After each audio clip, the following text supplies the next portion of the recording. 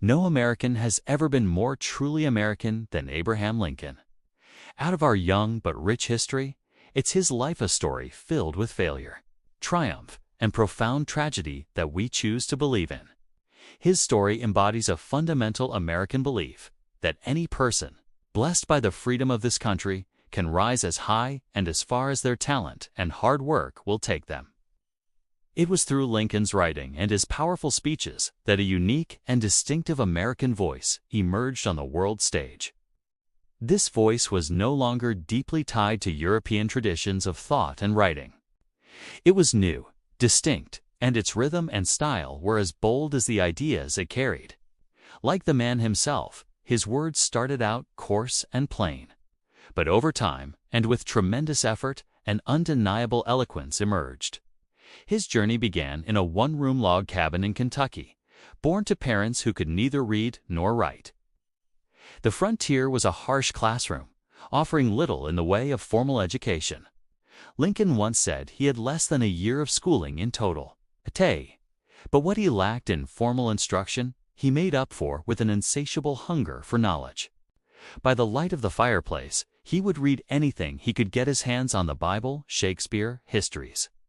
He taught himself word by word, sentence by sentence, shaping his mind in the quiet solitude of the American wilderness. This self-education wasn't just about accumulating facts, it was about understanding human nature, justice, and the principles of liberty. It was this deep, personal understanding that would later allow him to articulate the nation's highest ideals in its darkest hour. Before he became the great emancipator, Lincoln was a man well acquainted with struggle. He tried his hand at being a shopkeeper, but the business failed, leaving him with debts that took years to repay. He served as a postmaster and a surveyor. He even suffered a nervous breakdown in his 20s, a period of deep depression he called the hypo. In politics, his path was anything but smooth. He lost his first campaign for the state legislature. Later, he would lose 2 bids for the U.S. Senate. After one of these defeats, he famously remarked to a friend, "The path was worn and slippery. My foot slipped from under me, knocking the other one out of the way. But I recovered and said to myself, it's a slip and not a fall." This resilience, this ability to get back up after being knocked down, defined his character. It was a testament to his belief that failure was not a destination, but a detour. It was this very persistence that prepared him for the immense challenges that lay ahead as president. When Lincoln finally reached the presidency in 1861, it wasn't a moment of celebration, but the start of a national crisis. The country was tearing itself apart over the issue of slavery. 7 states had already seceded before he even took the oath of office. His primary goal, above all else, was to preserve the Union. He saw the United States not just as a collection of states, but as a singular nation founded on the principle that all men are created equal. The Civil War was a brutal, bloody test of that principle.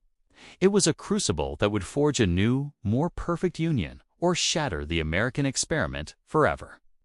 Lincoln's leadership during these 4 years was nothing short of extraordinary. He was a master strategist, a shrewd politician, and most importantly, the nation's conscience. He navigated political rivalries, military setbacks, and immense personal grief, losing his beloved son Willie while in the White House. Through it all, his resolve never wavered. His purpose was clear: to save the nation and, in doing so, to give it a new birth of freedom. It's impossible to talk about Lincoln without discussing his evolution on the issue of slavery. Initially, his public stance was one of containing slavery, not abolishing it outright. He was a product of his time, and his primary political goal was preserving the Union. However, as the war progressed, his moral compass and his strategic thinking aligned. He came to see that the Union could not be truly saved if the institution of slavery remained. The war, he realized, had to be about more than just political unity. It had to be a fight for human freedom. This shift culminated in the Emancipation Proclamation in 1863. While it didn't free all slaves immediately, it was a monumental turning point. It transformed the character of the war, officially making the abolition of slavery a Union war aim. It was a bold, courageous act that redefined the meaning of the conflict and set the stage for the 13th Amendment, which would finally abolish slavery in the United States. Lincoln's journey on this issue reflects the nation's own difficult, painful journey toward fulfilling its founding promise of liberty for all. Today, we will explore some of Lincoln's most powerful words. Of course, we'll look at the Gettysburg Address, his most famous work. A masterpiece of conciseness and profound meaning, delivered in just over 2 minutes. But we will also delve into some of his lesser-known but equally important writings and speeches. We'll examine his Second Inaugural Address, a speech that sought to heal a wounded nation with malice toward none. With charity for all. We'll explore his letters, which reveal the personal toll of the war and his deep empathy for the ordinary people caught in the conflict. In these artifacts, we see the full measure of the man's a prairie lawyer, the determined president, the poet of American democracy. His words weren't just for his time. They speak to us today, reminding us of the sacrifices made for our freedom and the ongoing work of creating a more just and unified nation. His voice, forged in the heartland of America, became the voice of America itself, voice of reason, of conscience, and of enduring hope. Let's begin with the Gettysburg Address. November 19, 1863. The site of one of the Civil War's bloodiest battles was being dedicated as a national cemetery. Lincoln was not even the main speaker that day. A famed orator named Edward Everett spoke for 2 hours. Then, Lincoln rose and spoke for just 2 minutes. In 272 words, he redefined the purpose of the war and the meaning of America. 77 years ago, our fathers brought forth on this continent a new nation, conceived in liberty and dedicated to the proposition that all men are created equal. Now we are engaged in a great civil war, testing whether that nation, or any nation so conceived and so dedicated, can long endure. We are met on a great battlefield of that war. We have come to dedicate a portion of that field as a final resting place for those who here gave their lives that that nation might live. It is altogether fitting and proper that we should do this. But, in a larger sense, we cannot dedicate, we cannot consecrate, we cannot hallow this ground.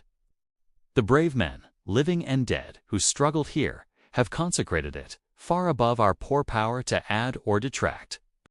The world will little note, nor long remember what we say here, but it can never forget what they did here.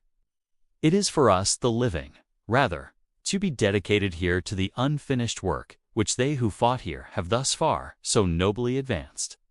It is rather for us to be here dedicated to the great task remaining before us, that from these honored dead we take increased devotion to that cause for which they gave the last full measure of devotion, that we here highly resolve that these dead shall not have died in vain, that this nation, under God, shall have a new birth of freedom, and that government of the people, by the people, for the people, shall not perish from the earth.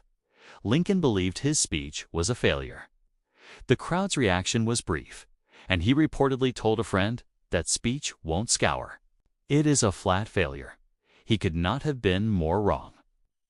He had taken a moment of immense sorrow and transformed it into a call to action.